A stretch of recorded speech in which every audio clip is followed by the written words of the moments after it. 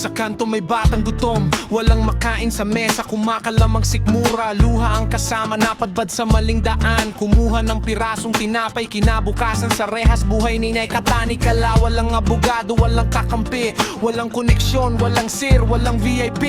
Isang maling hakbang, hatol agad ang balik. Parang sa mata ng batas, mahirap laging maliit.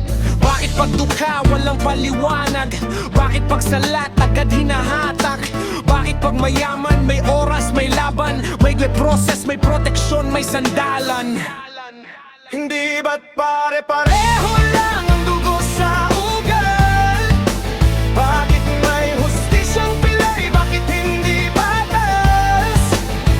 Pag mahirap, pulong agad, walang tanong ano.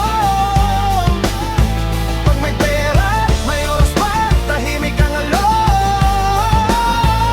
Hindi ba't batas ay para sa lahat? Walang mataas, walang dapat umangat. Kung may sala, harapin ang tapat sa tunay na hustisya. Lahat dapat pantay, yeah.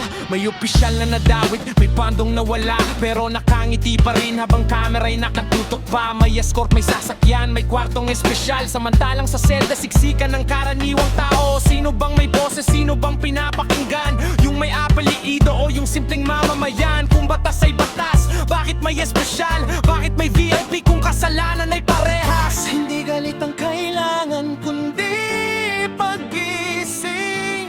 Hindi takot ang kailangan, kundi paninindigan. Kapag ang tama ay sabay nating ipaglaban, doon magsisimula ang tunay na katarungan.